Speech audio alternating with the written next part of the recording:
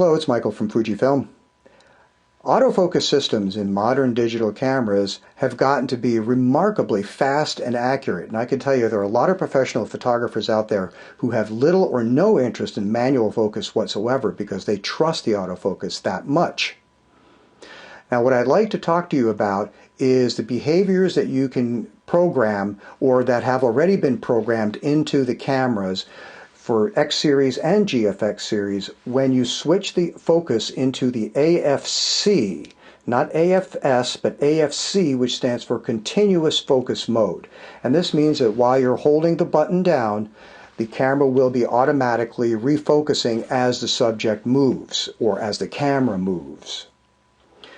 So where you'll go is into the menus under the AF/MF settings, and you'll see the item that's called AFC Custom Settings.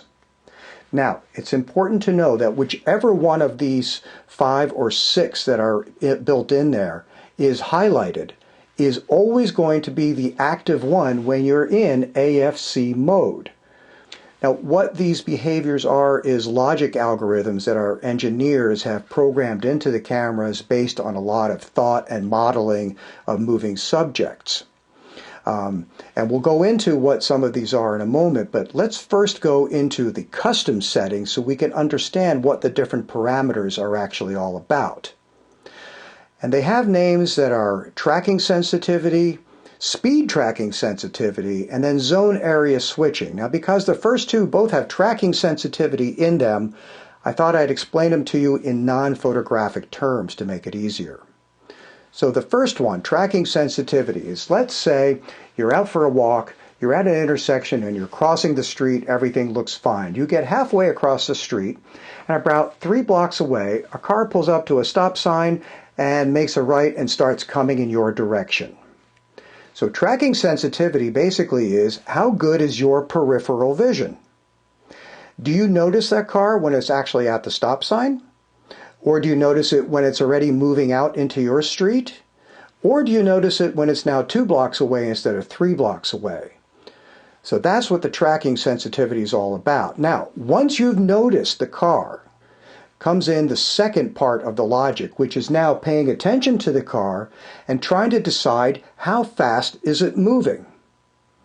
If it's moving slowly, you don't have to concentrate on it that much. You can look at the curb in front of you, you can look for potholes, you can pay attention to other things around you and glance back at it once in a while.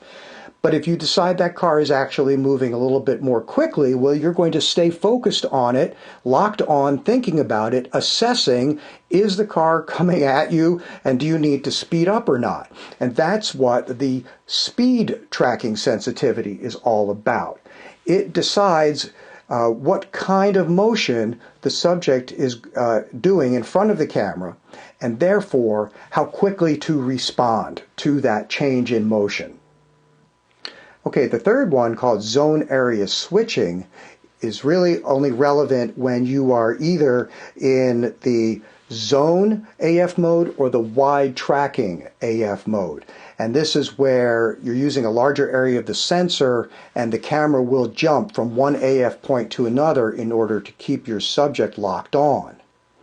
So the 3 choices for zone area switching are front, center, and auto. So auto is, makes sense. The camera will determine what it thinks it's best.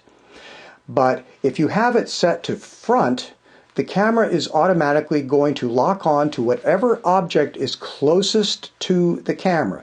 So imagine a couple of dancers on stage moving around, okay? Whatever dancer is closest to the camera, even if they're off on the edge, not in the middle, when you have it set to front, is the one that's going to get focused on. If you have it set to center, then that is the one it's going to stay with, even if you do have one that's closer to you. So now with the program modes, for example, if we go to the one that has the running cheetah icon, the ignore obstacles, I like this one and I use it a lot. So if you look at the parameters on this and think about the logic involved, this one is designed to minimize that peripheral vision response that we talked about. And let me give you another example of how this helps. Say you're shooting race cars at a racetrack and you're panning with the car. Well, as you're panning with the car, you want to stay locked onto the car, but what happens is there's a fence post, and then there's a light pole, and then there's a fence post, and then there's a light pole.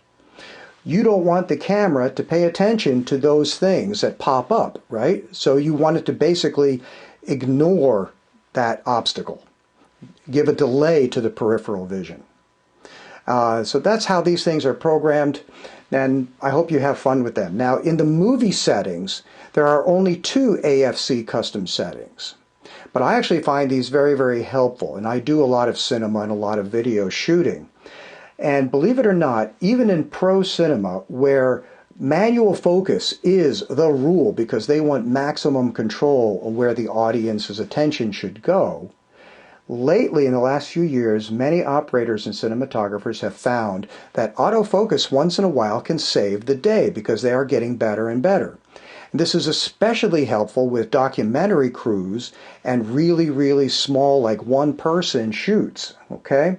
So the tracking sensitivity is the same as in the stills mode. I've explained that one. But the one I really like is the other one that's called AF Speed. And it really is what it sounds like. This is how fast it moves the lens. So it's not a question of response, okay? That's what the tracking sensitivity is. But it's a question of, do I switch from near to far very quickly? Or do I do it slowly and gracefully in some kind of a cinematic fashion?